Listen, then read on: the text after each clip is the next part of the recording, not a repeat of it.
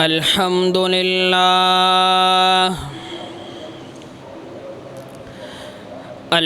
لله نحمده ونستعينه ونستغفره ونؤمن به ونتوكل عليه ونعوذ بالله من شرور أنفسنا ومن سيئات أعمالنا من يهده الله فلا مضل له ومن يضلله فلا هادي له ونشهد أن لا إله إلا الله وحده لا شريك له ولا نظير له ولا وزير له ولا مشير له وصل على سيد الرسل وخاتم الأنبياء أما بعد فأعوذ بالله من الشيطان الرجيم بسم الله الرحمن الرحيم يا أيها الذين آمنوا اتقوا الله وقولوا قولا سديدا يصلح لكم أعمالكم ويغفر لكم ذنوبكم ومن يطع الله ورسوله فقد فاز فوزا عظيما صدق الله مولانا العظيم وصدق رسوله النبي الأمي الكريم ونحن على ذلك لمن الشاهدين والشاكرين والحمد لله رب العالمين رب اشرح لي صدري ويسر لي أمري واحلل عقدة من لساني يفقه قولي رب زدني علما رب زدني علما رب زدني علما اللهم صل على محمد وعلى آل محمد كما صليت على إبراهيم وعلى آل إبراهيم إنك حميد مجيد اللهم بارك على محمد وعلى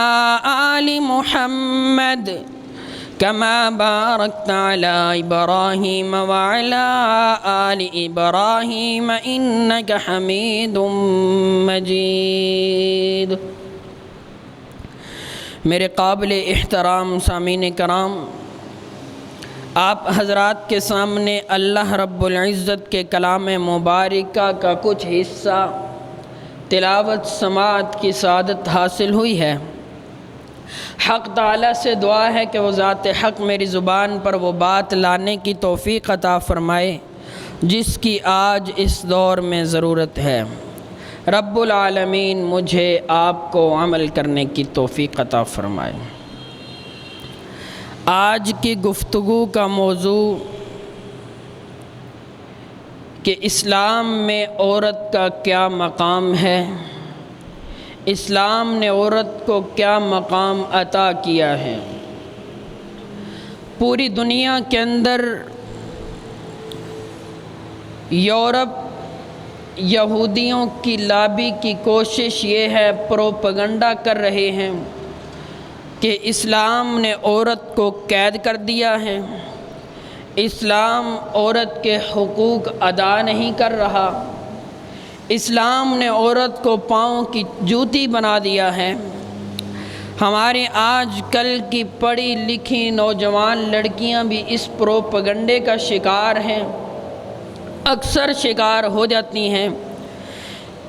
کہ لگتا ایسے ہی ہے کہ اسلام نے حقیقتاً عورت کو قید کر دیا ہے،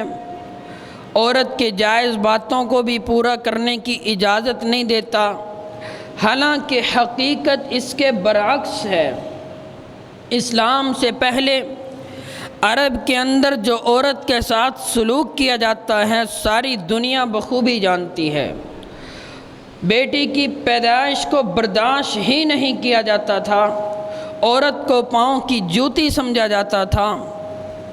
عورت کی جائز بات کو بھی پورا کرنا مردانگی کے خلاف سمجھا جاتا تھا۔ اگر مرد فوت ہو گیا، عورت کا خامند فوت ہو گیا، تو جیسے اس کی اولاد کے اندر اس کی وراثت تقسیم ہوتی تھی ویسے ہی اس کی بیویاں بھی تقسیم ہو جاتی تھیں۔ یہ اسلام سے پہلے عرب کے اندر دستور تھا، لیکن جیسے ہی اسلام آیا، اللہ کے حبیب پیغمبر صلی اللہ علیہ وسلم نے عورت کا مقام بتایا کہ عورت کا کتنا مقام و مرتبہ ہے۔ پھر ایک صحابی رسول اللہ کے حبیب پیغمبر صلی اللہ علیہ وسلم کی خدمت اقدس میں حاضر ہوئے، آ کر کہنے لگے، اے اللہ کے حبیب پیغمبر، میں نے بہت بڑا گناہ کیا ہے، کیا مجھے اللہ رب العزت معاف فرما دیں گے؟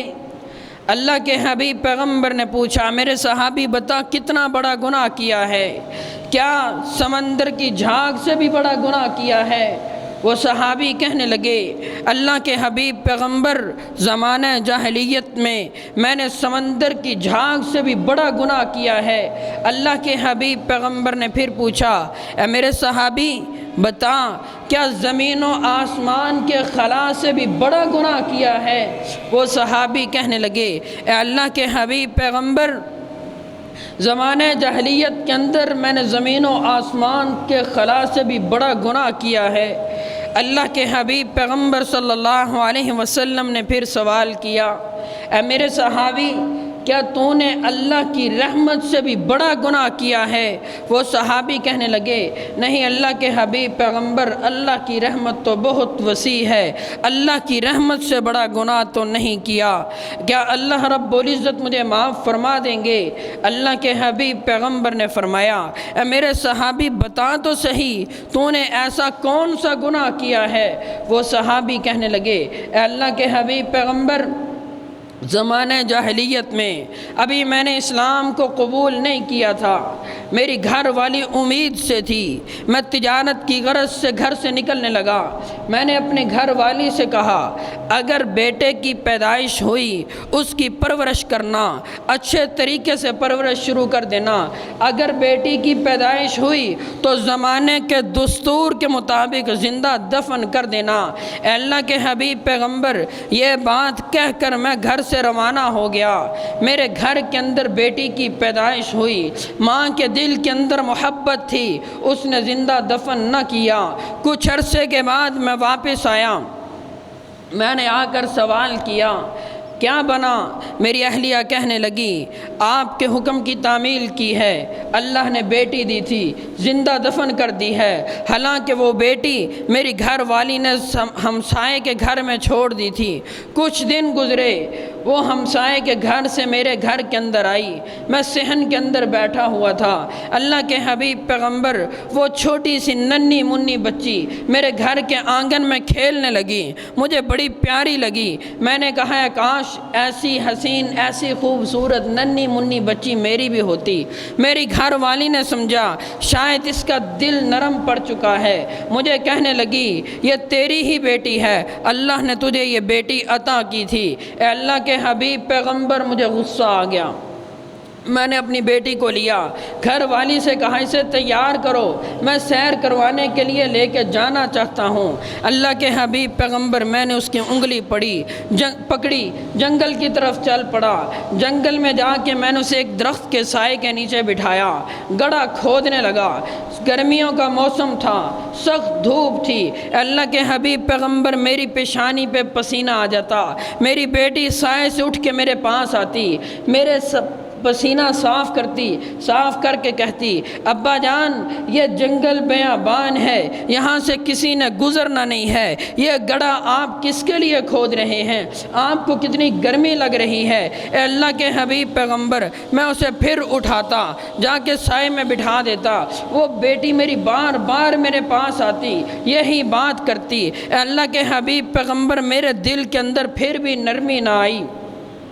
گڑھا تیار ہو گیا، میں نے اپنی بیٹی کو سر کے بالوں سے پکڑا، گڑھے کے اندر پھینک دیا، اوپر سے مٹی ڈالنا شروع کر دی۔ اے اللہ کے حبیب پیغمبر، وہ میری ننھی منی بچی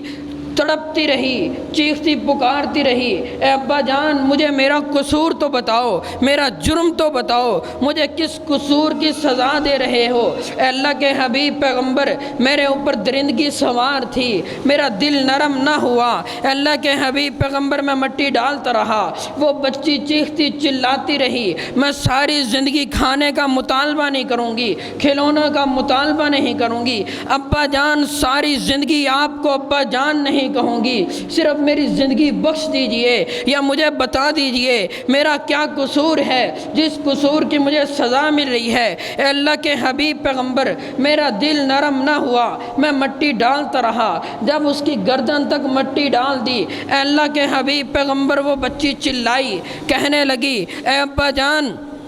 آپ کو رحم نہیں آ رہا، میرا قصور نہیں بتا رہے، پھر یاد رکھنا کل قیامت کا دن ہوگا، اللہ کے دربار میں میرا ہاتھ ہوگا، آپ کا گریبان ہوگا، میں اللہ کے دربار میں آپ کا گریبان پکڑ کر پوچھوں گی اے اللہ اس بندے سے پوچھ تو صحیح میرا جرم کیا تھا، میرا قصور کیا تھا، مجھے زندہ دفن کیوں کیا ہے؟ اے اللہ کے حبیب پیغمبر، میرا دل پھر بھی نرم نہ ہوا، میں نے مٹی ڈال کے زندہ دفن کر دیا۔ جب صحابی نے یہ بات کر دی، اللہ کے حبیب پیغمبر کی آنکھوں سے آنسو جاری ہیں، صحابی ہاتھ جوڑ کے عرض کرتا ہے اے اللہ کے حبیب پیغمبر بتائیے کہ اللہ رب العزت میرے اس گناہ کو بھی معاف کر دیں گے؟ اللہ کے حبیب پیغمبر نے فرمایا اے میرے صحابی، زمانہ جاہلیت کے اندر جو تو نے گناہ کیے تھے کلمہ پڑھنے کے بعد اللہ رب العزت نے سارے معاف کر دیے ہیں، لیکن اے میرے صحابی میری آنکھوں کے سامنے زیادہ نہ آنا،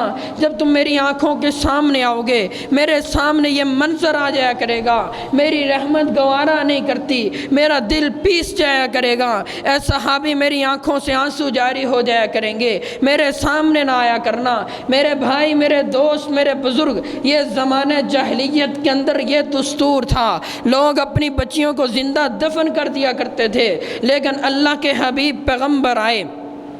انہوں نے آ کر بتایا اسلام میں عورت کا مقام کیا ہے، اسلام نے عورت کو مقام کیا دیا ہے۔ اگر یہ عورت تمہاری ماں ہے تو اس کے قدموں کے نیچے تمہاری جنت ہے، اگر یہ عورت تمہاری بہن ہے پھر اس کا حق ادا کرو گے پھر بھی تمہیں اجر ملے گا، اگر یہ عورت تمہاری بیوی ہے پھر تمہاری نیک رفیقہ حیات ہونے کی وجہ سے تمہاری زندگی بھی تمہارے لیے جنت بن گئی ہے، اگر یہ عورت تمہاری بیٹی ہے تو پھر یہ اللہ کی طرف سے تمہارے لیے رحمت ہے۔ اللہ کے حبیب پیغمبر صلی اللہ علیہ وسلم نے ارشاد فرمایا، اللہ کے حبیب پیغمبر کا ارشاد، زبان اقدس سے نکلے ہوئے جملے، اللہ کے حبیب پیغمبر کی سچائی کی گواہی تو دشمنوں نے بھی دی تھی۔ عبداللہ بن سلام یہودیوں کے بہت بڑے عالم، جنہیں تورات و زبور اور انجیل کے علم پہ ناز تھا، ان کتابوں کے علم پہ عبور تھا، وہ فرماتے ہیں جب مجھے پتہ چلا کہ مدینہ کے اندر محمد صلی اللہ علیہ وسلم نے نبوت کا دعویٰ کیا ہے، میرے دل میں خیال پیدا ہوا میں جا کے دیکھوں تو صحیح کہ وہ کون سا آدمی ہے جس نے نبوت کا دعویٰ کیا ہے۔ پھر میں نے ارادہ کیا کہ جا کے مناظرہ کروں گا، اس لیے کہ علم میرے پاس بھی بہت زیادہ ہے، اگر میرے سوالوں کے جواب انہوں نے دے دیے میں بھی کلمہ پڑھ کے ان کے ہاتھ پہ بیعت کر لوں گا، میں بھی ان کا کلمہ پڑھ کے ان کا صحابی بن جاؤں گا۔ یہی عبداللہ بن سلام فرماتے ہیں جب میں مدینہ کے اندر داخل ہوا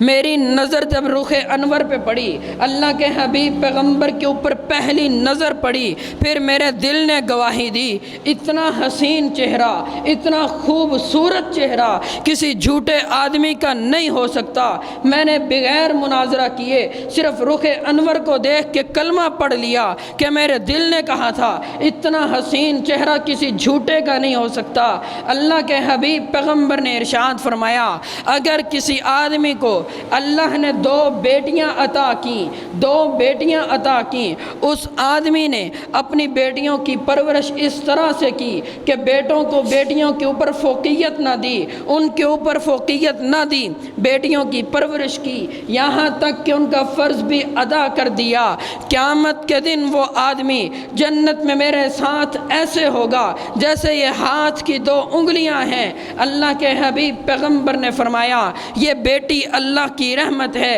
ایک صحابی نے سوال کیا، اے اللہ کے حبیب پیغمبر،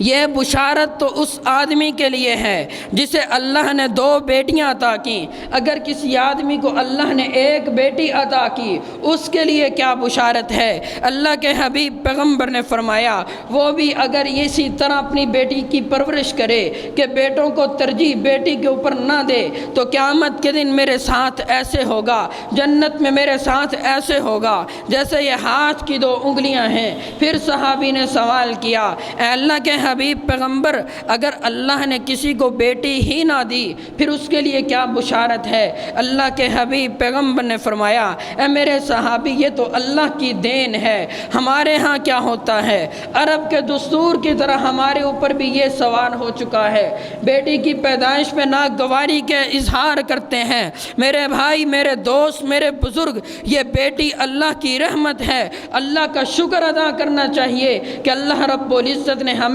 بیٹی عطا کی ہے۔ اسلام ایک ایسا مذہب ہے، دنیا کا واحد مذہب ہے جس نے عورت کے حقوق ادا کرنے پہ بہت زور دیا ہے، عورت کا احترام کرنے کا طریقہ بتایا ہے، عورت کے مقام کو بتایا ہے کہ عورت کا کتنا مقام ہے۔ اگر یہ عورت ماں ہے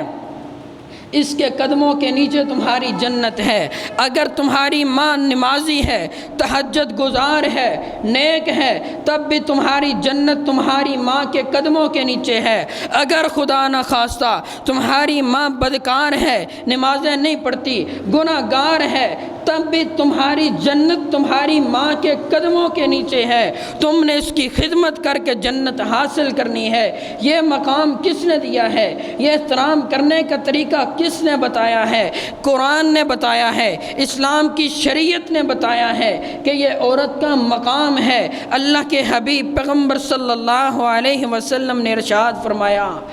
اگر میری ماں آمنہ زندہ ہوتی، اگر آج میری ماں آمنہ زندہ ہوتی، میں مسجد نبوی کے اندر صحابہ کی جماعت کو عشاء کی نماز پڑھانے لگتا، میں مصلی پہ کھڑا ہوتا، میں اللہ اکبر کہہ کر ہاتھ باندھ لیتا، میرے پیچھے صحابہ کی جماعت ہوتی، صحابہ کرام کو نماز پڑھانے لگتا، اگر میری ماں مجھے آواز دیتی، یا محمد کہہ کر پکارتی، میں نماز توڑ دیتا، اپنی ماں کے قدموں میں پہنچ جاتا، پہنچ کر کہتا اے اماں جان میں حاضر ہوں، کیا حکم ہے؟ کون؟ اللہ کے حبیب پیغمبر جن کی وجہ سے یہ کائنات بنائے گی، جو ساری کائنات کے سردار ہیں، رحمت للعالمین ہیں، امام الانبیاء ہیں، خاتم الانبیاء ہیں، اللہ کے حبیب پیغمبر ہیں، ساری کائنات میں سب سے افضل مقام جس ہستی کا ہے وہ فرما رہے ہیں اگر میں عشاء کی نماز پڑھانے کے لیے کھڑا ہو جاتا، نیت باندھ لیتا، اللہ اکبر کہہ کر نیت باندھ لیتا، میری ماں مجھے آواز دیتی یا محمد، اے میرے بیٹے محمد، میں نماز توڑ دیتا، اپنی ماں کے پاس حاضر ہو کے کہتا اماں جان میں حاضر ہوں، کیا حکم ہے؟ یہ اللہ کے حبیب پیغمبر نے تعلیمات دی ہیں، مجھے اور آپ کو بتایا ہے کہ والدین کا احترام ایسے کرنا ہے، ماں کی خدمت ایسے کرنی ہے۔ قرآن پاک کے اندر اللہ رب العزت نے فرمایا اف ولا تنہرہما، اپنے والدین کے سامنے اف تک بھی نہیں کہنا۔ عربی زبان کے اندر اف سے ہلکا جملہ نہیں تھا۔ مفسرین لکھتے ہیں کہ اگر عربی زبان کے اندر اف سے ہلکا کوئی جملہ ہوتا اللہ رب العزت وہ بیان کر دیتے۔ یہ مقام اسلام نے دیا ہے، یہ عورت کا مقام بتایا ہے کہ اگر یہ عورت تمہاری ماں ہے اس کے قدموں کے نیچے تمہاری جنت ہے، اگر یہ تمہاری بیٹی ہے تمہارے لیے رحمت ہے، تمہارے لیے جنت میں جانے کا راستہ ہے، اگر یہ تمہاری بہن ہے اس کا حق ادا کرو تب بھی تمہارے لیے اجر ہے، اس کا حق ادا کرنا ضروری ہے، وراثت میں اس کا حصہ ہے۔ ہمارے ہاں کیا ہوتا ہے، جاہلانہ رسومات ہیں، بہن کا حق ادا نہیں کیا جاتا، بہن کو وراثت میں سے حصہ نہیں دیا جاتا، یہ کل قیامت کے دن ہمارے لیے وبال بنے گا۔ کہا یہ جاتا ہے یہ بہن ہے، اس کو ہم نے جہیز دیا ہے، جب اس کی شادی کی ہے شادی کے موقع کے اوپر جہیز دے دیا ہے، یہی وراثت ہے۔ نہ میرے بھائی، میرے دوست، میرے بزرگ، یہ وراثت نہیں ہے، وراثت میں سے بہن کا حصہ ہے، یہ ادا کرنا ضروری ہے۔ یہ مجھے اور آپ کو اسلام نے بتایا ہے۔ پوری دنیا کے اندر کوئی مذہب ایسا نہیں ہے جس نے عورت کے حقوق ایسے بیان کیے ہوں، عورت کا اتنا مقام بتایا ہو۔ اسلام وہ واحد مذہب ہے، اسلام وہ واحد مذہب ہے جس نے عورت کا مقام بھی بتایا، عورت کے حقوق بھی بتائے کہ اس کے حقوق ادا کیسے کرنے ہیں۔ اللہ کے حبیب پیغمبر صلی اللہ علیہ وسلم کے پاس ایک صحابیہ عورت آئی، آ کر کہنے لگی، اے اللہ کے حبیب پیغمبر، مرد عبادت ہم سے زیادہ کرتے ہیں، آپ کے ساتھ جہاد پہ بھی جاتے ہیں، جہاد کرتے ہیں، اللہ کے دین کے لیے لڑتے ہیں۔ اے اللہ کے حبیب پیغمبر، مرد حضرات مسجد میں آتے ہیں، با جماعت نماز ادا کرتے ہیں، تکبیر اولیٰ کے ساتھ نماز پڑھتے ہیں، انہیں تب بھی اجر ہے، جہاد پہ جاتے ہیں انہیں تب بھی اجر ملتا ہے، اگر شہید ہو جائیں شہادت کا رتبہ ملتا ہے، غازی بن جائیں ساری رات پہرا دیں انہیں اجر تب بھی ملتا ہے۔ اے اللہ کے حبیب پیغمبر، کوئی آدمی فوت ہو جائے، مرد اس کا جنازہ پڑھتے ہیں، انہیں اجر تب بھی ملتا ہے۔ ہم عورتیں، خواتین، مستورات اس اجر سے، ان نیکیوں سے محروم رہ جاتی ہیں۔ اللہ کے حبیب پیغمبر نے فرمایا، اللہ رب العزت نے عورتوں کے لیے بھی انتظام یہی کیا ہے، اگر عورت گھر کے اندر ہے،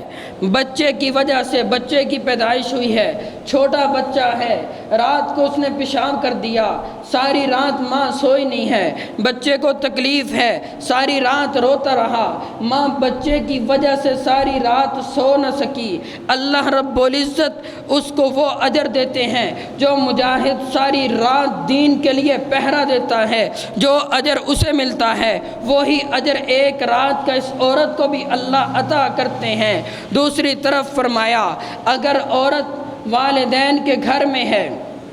والدین کے گھر میں ہے، ابھی اس کی شادی نہیں ہوئی، اس کی موت ہو گئی ہے، قیامت کے دن اللہ رب العزت شہداء کی قطار میں کھڑا کریں گے۔ یہ مقام کیوں دیا ہے؟ یہ اجر اس لیے دیا ہے کہ یہ عورت ابھی اپنے خامند کے گھر میں نہیں گئی، اس نے اپنی عفت کا تحفظ کیا ہے، اپنی ناموس کا تحفظ کیا ہے، اپنی عزت پہ آنچ نہیں آنے دی، اس نے وہ لذت نہیں دیکھی جو خامند کے ساتھ زندگی بسر کرنے میں ہوتی ہے۔ اللہ رب العزت نے اسے اجر کیا دیا ہے، قیامت کے دن شہداء کی قطار میں کھڑا کر دیں گے۔ وہ عورت جس کی شادی ہو گئی ہے، اگر وہ گھر کے اندر نماز پڑھتی ہے،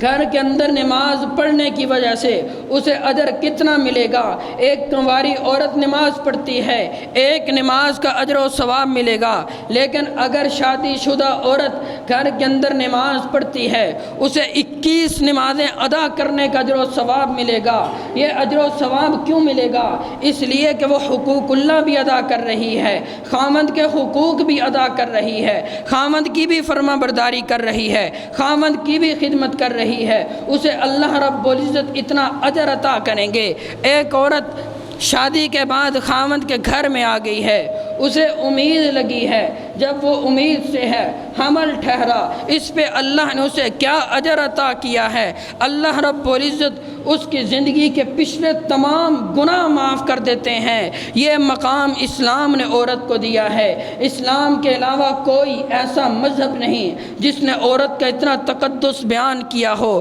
عورت کا اتنا مقام بیان کیا ہو۔ قرآن پاک میں اللہ رب العزت نے فرمایا، عورتوں کو پردے کا حکم دیا کہ یہ عورت تمہاری عزت ہے، اس کا خیال کرنا ہے، عورت کمزور ہے، اس کے حقوق ادا کرنے ہیں، پردے کے اندر رہنے کا حکم دیا ہے۔ جو عورت پردے کے اندر رہتی ہے اللہ کی رحمت اس پہ نازل ہوتی ہے۔ جو مرد اپنی عورتوں کو پردہ کرواتے ہیں انہیں بھی اتنا ہی اجر و ثواب ملتا ہے۔ آج پوری دنیا کے اندر پروپیگنڈا اسلام کے خلاف یہ کیا جاتا ہے کہ اسلام نے عورت کے حقوق سلب کر لیے ہیں، عورت کو پاؤں کی جوتی بنا دیا ہے، حالانکہ بات اس سے برعکس ہے۔ اسلام نے عورت کا مقام بتایا ہے، اسلام نے عورت کے حقوق ادا کرنے پہ بڑا زور دیا ہے۔ اللہ رب العزت سے دعا کرتے ہیں